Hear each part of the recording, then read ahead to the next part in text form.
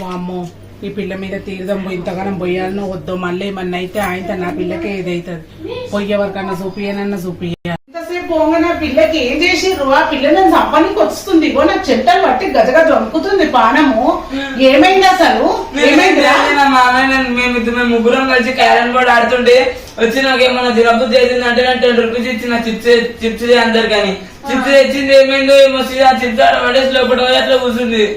చాలాసేపు పోయిందా కొద్దిసేపు పోయిందా 10 నిమిషాలు పోయింది 5 నిమిషాల దానికి ఏం చేసుకొచ్చిందో ఏమో ఇప్పుడు ఆ పిల్లని ఎట్లా చేద్దాం రా నాకు అర్థమైతే లేదు.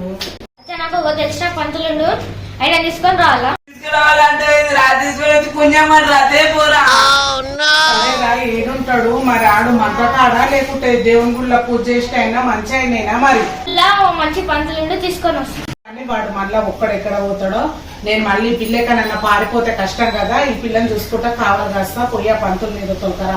సరే అమ్మా మేము వేసి వస్తాం.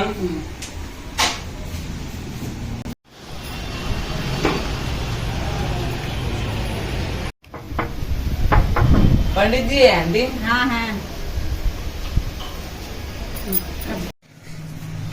నమస్కారం పంతులు గారు. నమస్కారం. మీ బాధ ఏంది? బాధనా స్వామీజీ? మీ బాధ నాకు అర్థమయ్యింది. నువ్వు ఎట్లనైనా మా ఇంటికి రావాలి స్వామీజీ. వెళ్దాం.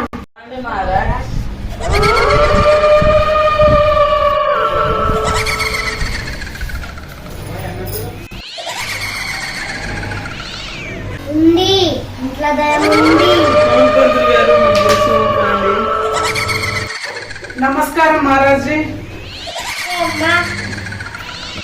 తెలుసు కదా స్వామీజీ మా పిల్లకు ఏదో ఏం పట్టిందో ఏమో తెలుస్తలేదు.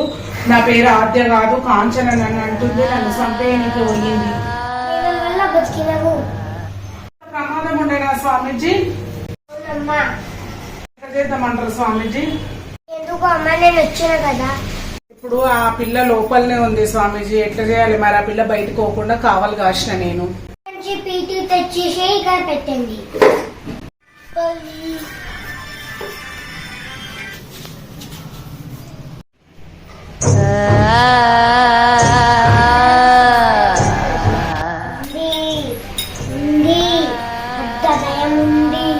స్వామీజీ నా పిల్ల ఎట్లా మంచిగా అవుతుంది? అది రాములు ఉన్నారు నువ్వు భయపడకు. మాకు కనిపిస్తలేదంటే ఈ పిల్ల మళ్ళా మూలకే ఉన్నట్టుందిరా. అమ్మా మెడిటేషన్ చేస్తున్నాం ఏమేమో మంత్రాలు ఇస్తున్నామ్మా. ఏ మంత్రాలన్నా చేసుకోండి స్వామీజీ వచ్చిండు కదా స్వామికి అప్పచెప్పేద్దామని. కానివ్వండి నేను లోపలికి పోతా.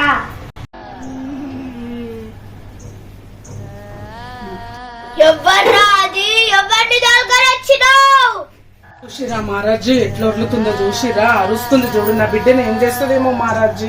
ఏం చెయ్యొద్దు.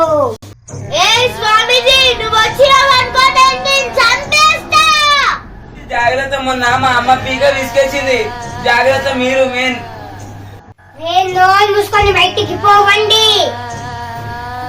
క్షమించండి మహారాజు మా పిల్లలు కోతి పిల్లలు ఏం చేయాలి?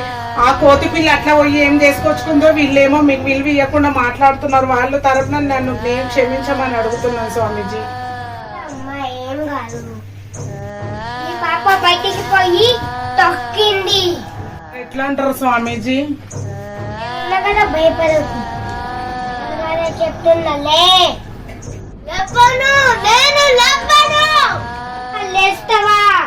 వద్దు వద్దు లేస్తా నీ పని చేస్తా. లేచిదా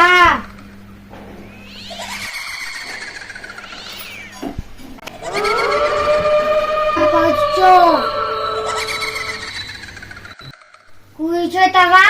పెట్టన్నా. వద్దు కూర్చుంటున్నా. రావద్దు రావద్దు రావద్దు రావద్దు.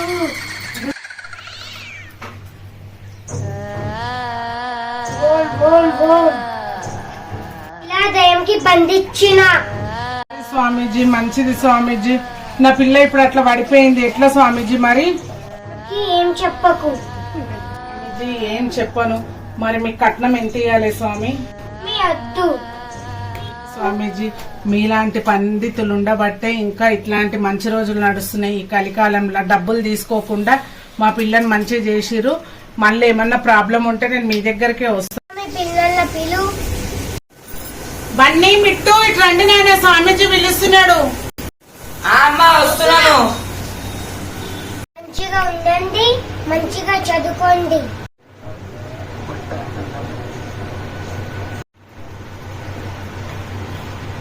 అమ్మ నాకు ఈడ నొప్పులు అవుతున్నాయమ్మా. ఏం కాదు, లేవు స్వామీజీ ఉన్నాడు, లేవు. ఆశీర్వాదం తీసుకో.